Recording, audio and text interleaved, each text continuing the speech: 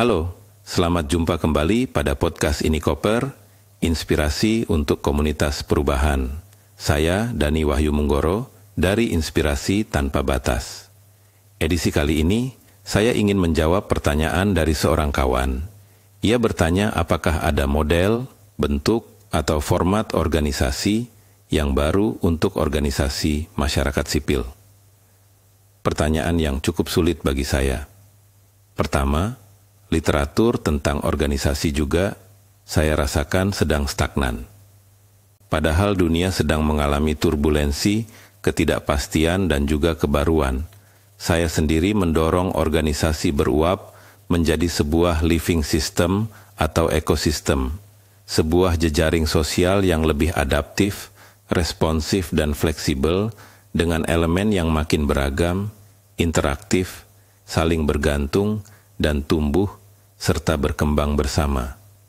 Pada edisi ini, saya ingin selintas berbagi tentang evolusi konsep organisasi.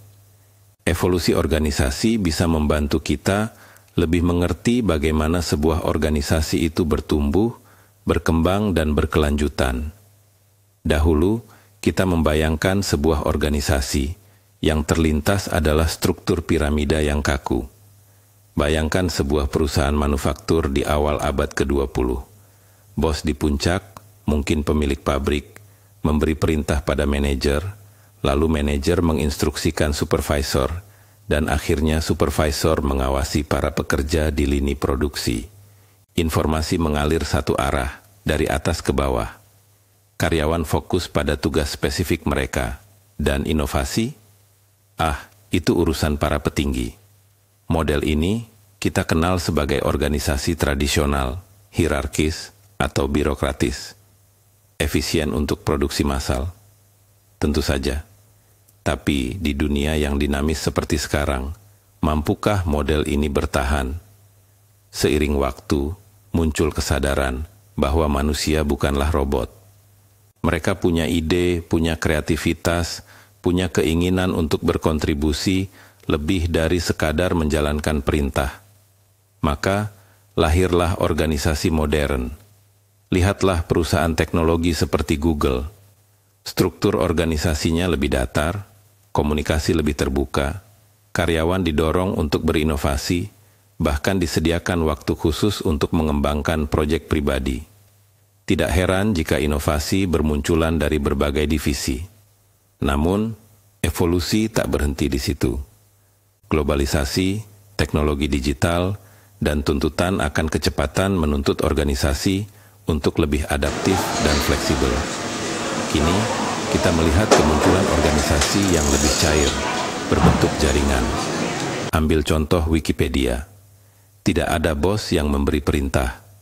Para kontributor dari seluruh dunia berkolaborasi secara sukarela, menulis, mengedit, dan memperbarui informasi secara real-time. Atau lihat gerakan sosial di dunia maya, seperti kampanye Kill Me Too. Berawal dari sebuah tagar, gerakan ini menghubungkan individu-individu dari berbagai latar belakang, bersatu menyuarakan isu kekerasan seksual. Dalam organisasi jaringan, kepemimpinan tersebar, kolaborasi lintas fungsi jadi kunci, dan inovasi muncul dari berbagai arah. Perusahaan rintisan yang lincah, komunitas open source, bahkan organisasi nirlaba yang menghubungkan relawan dengan masyarakat yang membutuhkan, semuanya menunjukkan kekuatan model jaringan. Tapi, apakah model jaringan ini jawaban atas semua tantangan? Tentu saja tidak. Sebuah organisasi harus terus beradaptasi, belajar, dan bertransformasi agar tetap relevan dan berkelanjutan.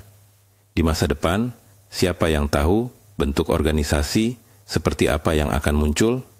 Mungkin organisasi berbasis artificial intelligence atau organisasi virtual yang menghubungkan individu-individu berbakat dari seluruh dunia. Satu hal yang pasti, evolusi akan terus berlanjut. Dan organisasi yang mampu beradaptasi yang akan bertahan. Demikian Ini Koper kali ini. Sampai bertemu pada podcast edisi berikutnya.